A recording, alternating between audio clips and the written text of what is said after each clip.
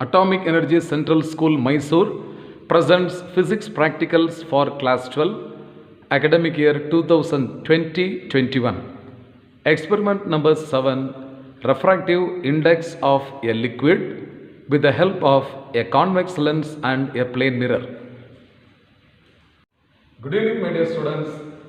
I am P. Saravanan, PGT Physics of Atomic Energy Central School, Mysore. I am very glad to present you an experiment, namely refractive index of a liquid. The aim of the experiment is to determine the refractive index of a liquid, for example water, by using a convex lens and a plane mirror. First, I will introduce the apparatus required for this experiment. The given liquid is water, which is taken inside a beaker. For this water only we are going to determine the refractive index. So its standard value is 1.33. We know it. Now with the help of a convex lens and a plane mirror we are going to do. So this type of a convex lens. Biconvex lens we are given, and a plane mirror.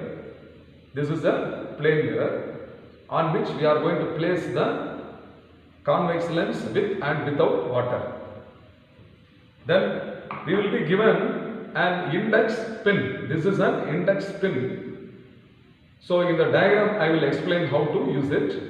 This index pin will be supported by a metal stand. So we are going to fix this pin in a stand like this. And at the bottom of this or base of this stand we will be keeping the plane mirror and the convex lens. And then how to perform, I will do it now. Now to measure the distances, vertical distances, we are going to use a plumb line, because physics is a branch of science which is related with perfect measurements. So for that vertical distance we are using a plumb line. Then with the help of a half-meter scale, the distances from the index pin to the mirror and the lens can be measured. Before getting into the experiment, my dear students, we are supposed to determine the approximate focal length of the biconvex lens. So this is the given biconvex lens placed in a lens holder, and this is a plain white screen on which I am going to form the image of a distant object, such as a tree which is situated outside the lab. So, are you ready for finding out the approximate focal length of the convex lens? Okay. To determine the approximate focal length of the convex lens, I first bring a screen and place it in front of a distant object like that of a tree which is outside the lab. Now, the convex lens is introduced between the screen and the object. So, I am interposing the convex lens. Are you able to see a blurred image on this white screen? Okay. Now I want to get a very clear image, means I should adjust the distance of the lens. So I am moving the lens towards the screen. Now a better image is visible. Still a very clear image should be visible, means you have to move the convex lens back and forth so that the inverted and diminished image of the tree is falling on the screen. Are you able to see the screen here? This is the image. So make sure that this is very clear. So for that another back and forth movement of the lens I have given. After getting a very clear image, you take a chalk piece and note down the position of the plane surface of the screen and the optical center of the convex lens. After that you remove the lens back and the screen also is removed back, so that here two markings are made. The distance between these two markings, that is the distance between the convex lens and the screen, gives you the approximate focal length of the convex lens. So it is found to be 22.5 centimeter. So with the help of this half-meter scale, I have measured that the distance between the screen and the convex lens is 22.5 centimeter. So this is the approximate focal length of the convex lens. Okay students, shall we proceed to the next step? Okay students, just now we have determined the approximate focal length of this convex lens. It was found to be 22.5 centimeter and you are supposed to note down in the observation notebook. Now we are going to begin the actual experiment. So to begin the experiment, you will have to take the metal stand which is provided with this index pin. Okay? The given plane mirror has to be placed at the bottom of the stand. At the base of the stand you have to place the plane mirror. And then you will have to take the convex lens, place it over the surface of the plane mirror like this. Are you able to see? Okay. I am placing the convex lens on the plane mirror surface. And I will adjust the height, I will adjust the position of this index pin. Okay, the position of the index pin has to be adjusted. So it should be moved up and down by viewing vertically downwards. Okay, now I will place this and I will move this vertically downwards and upwards and I will adjust such that at one particular position of this index pin, you can look at the image of this pin inside the lens and mirror arrangement. There will be an inverted image. The inverted image of this index pin will be like this. At one particular position, the size of the object pin and the image pin will be the same, such that the tip to tip coincidence you have to adjust. And then you will have to view vertically downwards, left and right, or by closing one eye at a time, so that there is no parallax. You must have studied parallax, okay? Parallax error. So without any parallax error, you should confirm that the tip of the image pin and the tip of the object pin should be coinciding with each other. That I am going to explain on the board diagram before doing the experiment. Now you see the board. This is the convex lens. This is placed on a plane mirror surface such that the reflecting surface of the mirror is upward, on which the convex lens is placed. So if this is the object pin, the index pin, which is called object pin, its tip is coinciding with the dotted image, that is the image pin. Okay? So the tip of the object pin and image pin will coincide such that the size of the object and the image pin should be the same, without any parallax error, I told you, so that the light which is traveling in the downward direction will be reflected from the plane mirror, refracted by this lens, and again it will rebound and it will be meeting at this point. Have you understood? Now the observation should be taken. So with this help of the half-meter scale and the plumb line, with the help of the plumb line, okay, with the help of the plumb line and this half-meter scale, you are supposed to measure the vertical height. Understand?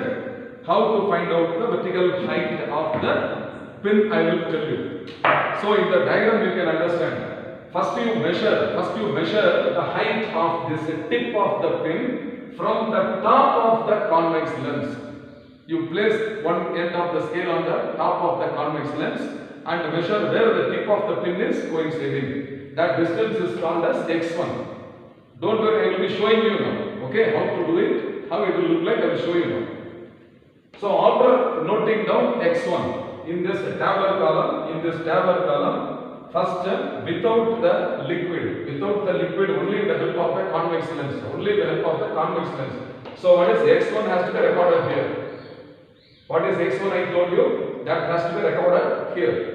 After that, you remove the convex lens. So in this arrangement, you remove the convex lens and then you measure the height. Okay, measure the height of the index pin tip from the plane mirror. Naturally, it should be greater than x1, isn't it? Because I have removed the convex lens. So you see in the picture, x2 is the distance. X2 is the distance of the tip of the pin. From where? from the plane mirror. Have you understood? What is x1 I told? x1 is the distance of the tip of the pin from the surface of the convex lens. What is x2? x2 is the distance of the tip of the pin from the top surface of the plane mirror. So that you have to write under x1 and x2 column. Have you understood? Okay. After that, you have to take the plane mirror. Take the plane mirror and you have to just place few drops of the given liquid, namely water. So I am going to just place a few drops. Are you able to see the drops of water? You tell me. You see here a few drops are sufficient. You should not pour liters of water. Understand? Okay. Slightly. This is enough. Okay. So after pouring this, you see, you take the convex lens and I am going to place it over this water. Understand? I think you have understood. Now you tell me the water is present between the convex lens and the plane mirror. The bottom surface of the convex lens, is bulged downwards, and the bottom surface of the water is a plane surface. So the water which is held between the convex lens and the plane mirror is going to act like a lens whose bottom surface is plane and the top surface is concave. Is it not? Have you understood what is the shape of the lens, liquid lens? This is called as a liquid lens. So what is the shape of the liquid lens? The top surface of the liquid lens is concave and the bottom surface of the liquid lens is plane. For this liquid lens only you are going to determine the refractive index. So we want to determine the refractive index of the liquid, that is water. So which acts as a plano-concave lens. Now you come to the diagram all of you. So in the second observation, what you are going to do? See here, this white region, this is the liquid water, which is held between the convex lens and the plane mirror. So this water below this convex lens acts as the liquid lens, whose top surface is concave and bottom surface is plane. It is a plano-concave lens. Okay, now you take the scale and the plumb line. This time also you measure first the distance of the tip of the pin from the top surface of the convex lens and you call it as x1. Okay, and after removing this convex lens, once again you measure the distance of the tip of the pin from the surface of the plane mirror and call it as x2. Now one clue I will give you. Always in the second position the x1 value will be greater than the previous x1 value. Understand? So some students, without knowing that, they will be adjusting the tip of the pin below the previous position. You will never get the image. So the idea is you move the pin upwards comparing to the previous value of x1. This time it will be greater. Understand? So again what I told you, you adjust the position of the object pin such that at one position the tip of the image pin and the tip of the object pin must coincide without any parallax. Or you can close your left eye and look at the image first, then right eye and look at the image next. Or you slightly oscillate yourself to the left and right of the index pin. You make sure that there is no parallax error, and the size of the object pin must be equal to the size of the image pin. Understood, my dear students? So how to measure x1 and x2? First without the liquid and next with the liquid. Have you all understood? Now shall we go to the observation part? Okay, be ready. Let us now start the experiment. So I place the plane mirror at the base of the stand in a horizontal position. Then I bring a convex lens, biconvex lens. This is placed on the top of the plane mirror, and the index pin is moved up and down. Okay, it is moved up and down so that the image of this pin, which is visible inside this convex lens and the mirror combination, an inverted image pin is visible. I have to move this and fix the pin at a position where the tip of the object pin and the inverted image, okay, tip of the image pin will coincide, and also such that there is no parallax error. So I am going to adjust the pin now.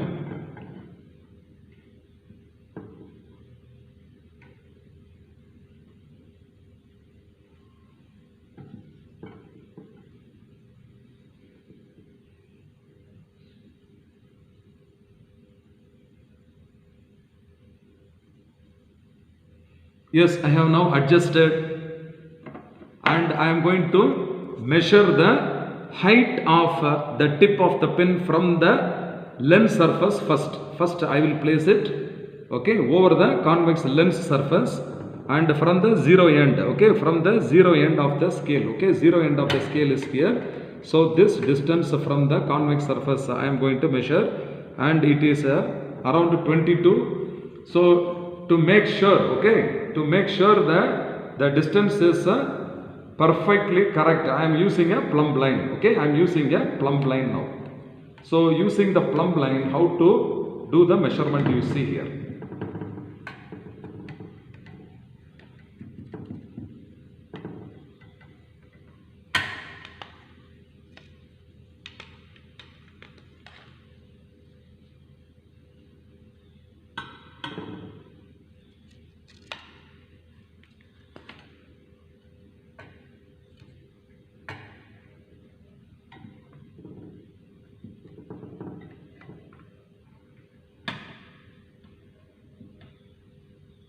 So it is 22 centimeter. It is 22 centimeter.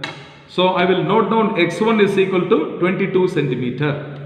After noting this x2, I have to remove this convex lens. I am removing the convex lens, and I will place only the plane mirror now. The distance from the plane mirror to the tip of the pin is measured again with the help of this plumb line. If you want, you can use the plumb line. Otherwise, if you are sure of measuring the vertical distance without plumb line also, if you want, you can measure, okay. So the distance of the tip of the pin from this plane mirror surface is found to be 22.5 centimeter. Understand? So this is called as x2. Have you all understood how to measure x1 and x2? This is now x1 and x2 we have measured without the liquid, without the given liquid, namely water. Now I have to repeat the same with water, that's all. So for that you all will see just a few drops of water only must be placed over the plane mirror, okay, a few drops, enough. Now over this water surface the convex lens is placed. You see, the convex lens is placed. Can you see one liquid lens formed between the plane mirror and the convex lens? Okay. I will place it below the tip of the pin, and this time I will repeat once again. The index pin is adjusted as I have instructed already. You just move only upward direction, then only it will be correct.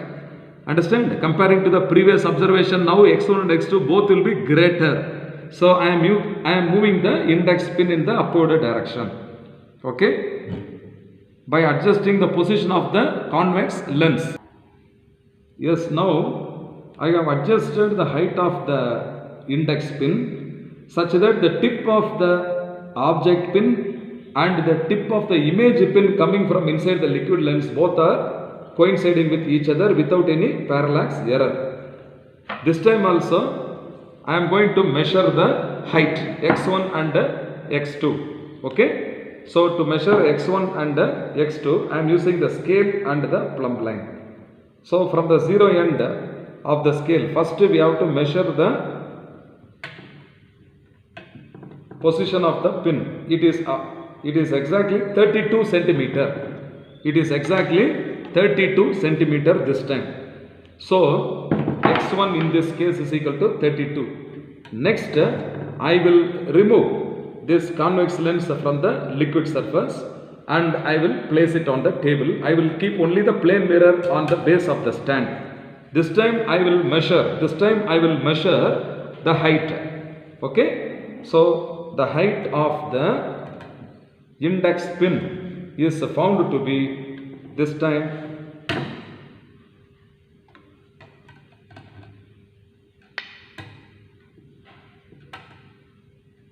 it is 32.5 exactly. Okay, 32.5. Okay, you can see that it is a 32.5. So I note down x1 and x2 in this case also. After noting these observations in the tabular column, how to do the calculations I am going to show you. Are you ready for that? Be ready now. Okay students, just now we have recorded the values of x1 and x2 in each case. First without the liquid and second with the given liquid, namely water. Now, what is the mean value of the x1 and x2 we have to write? So the mean value of x1 and x2 is called as x, that is equal to x1 plus x2 by 2, and that is nothing but the focal length. So without the liquid, initially we kept only the convex lens. Is it like that? So for the convex lens, what is the focal length? F1 we have got, it is 22.25 centimeter. Do you remember? By taking the tree as a distant object, the approximate focal length of the convex lens we have noted as 22.5 centimeter. But by this experiment we get what? 22.25 centimeter, which is very close agreement with the approximate value. Okay. Then what is the focal length of the combination of the liquid lens and the convex lens? So for that it is a combined lens. It is a combination of the liquid lens and the convex lens. For that, capital F is its focal length.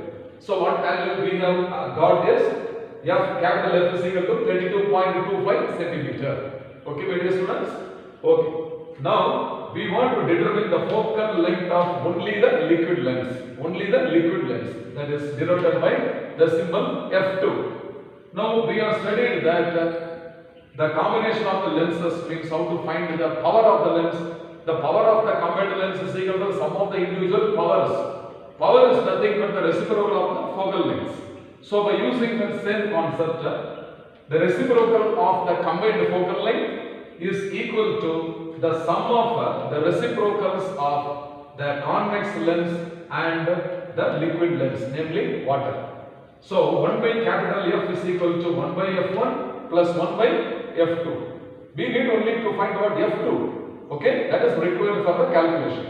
So I take this 1 by F2 to the left side, so that remaining term, this 1 by F1 is coming to the other side. Therefore 1 by F2 is equal to 1 by capital F minus 1 by F1. Understand? So you cross multiply F1 into 1 minus F into 1, that is F1 minus capital F. In the denominator, the product of F and F1. Have you understood?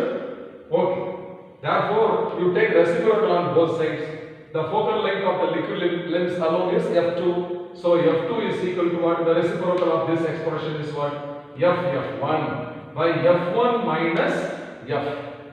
But in the tabular column you say F1 is 22.25, capital F is 32.25, which is greater.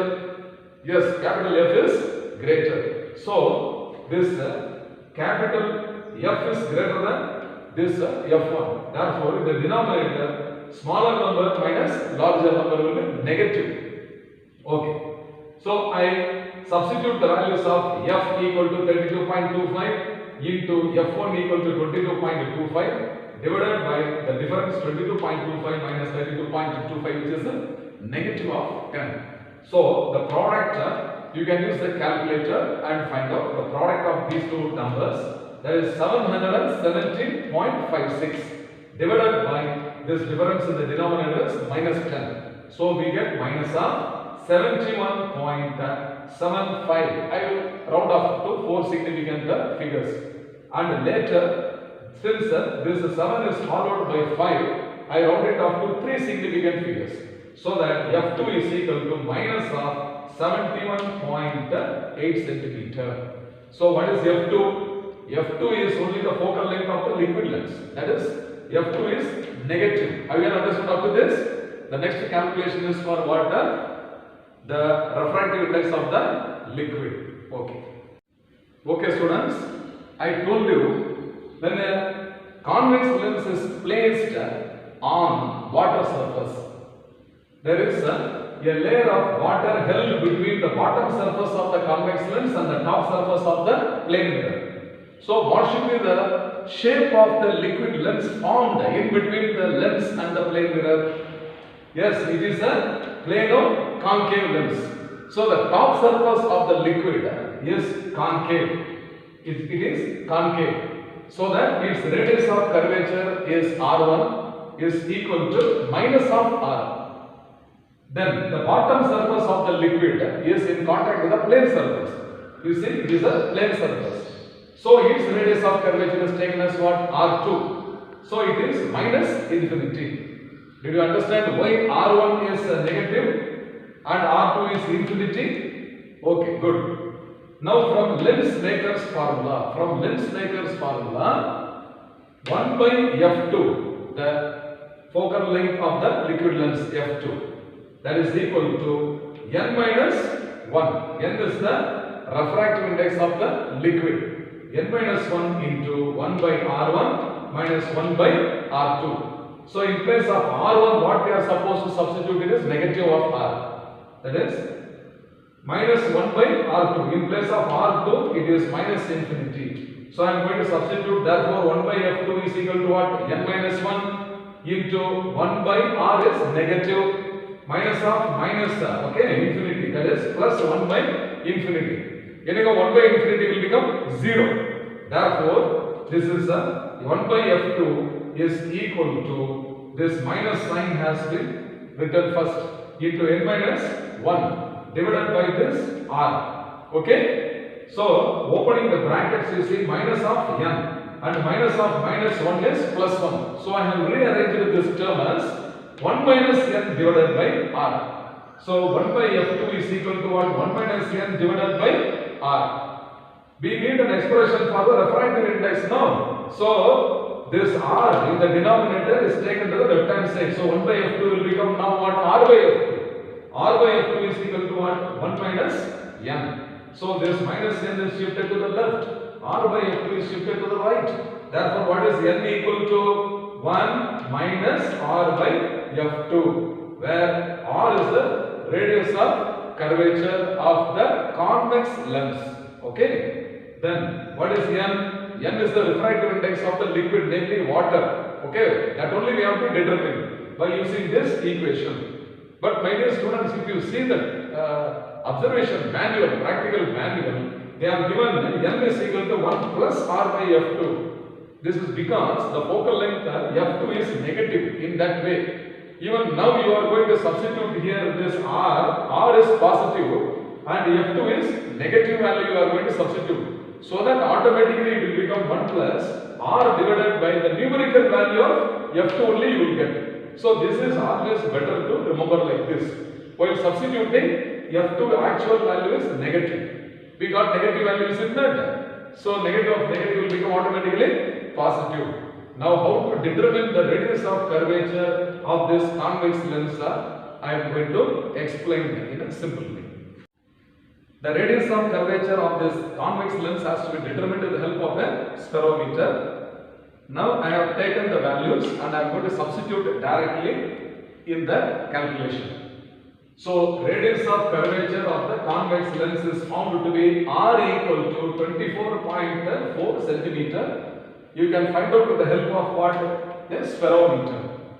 Then the focal length of the liquid lens is given by F2 is equal to minus 71.8 centimeter. Just now we have calculated. Therefore, the refractive index of the liquid is given by the expression n equal to 1 minus R by F2.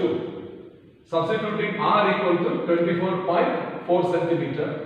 And F2 is minus 71.8 centimeter, so that this minus of minus will become plus. So n is equal to 1 plus 24.4 divided by 71.8. This is why I told you, my dear students, in the textbook as well as in the lab manual, they have given the equation like n is equal to 1 plus r by f2. Meaning is that you have to substitute only the numerical value of f2. Anyhow, we are getting the same expression. So you find out this fraction 24.4 divided by 71.8. With the calculator, it is found to be 0.339. When you add with 1, it will become 1.339. And this can be rounded off to 1.34. So these four significant figures I am expressing as three significant figures. Therefore, n is equal to 1.34. It has no unit because it is a constant. Have you all understood, my dear students? So the experimental value is 1.33. Now we have got almost very close to the experimental value. Our value is 1.34. So that the error is very, very minimum. Have you understood? So what should be the final step in any experiment? Yes, that is to the result. Okay. So we are writing the result. So refractive index of a given liquid, namely water, is equal to 1.34. Hope you have understood. Let us meet in the next experiment. Until then, thank you.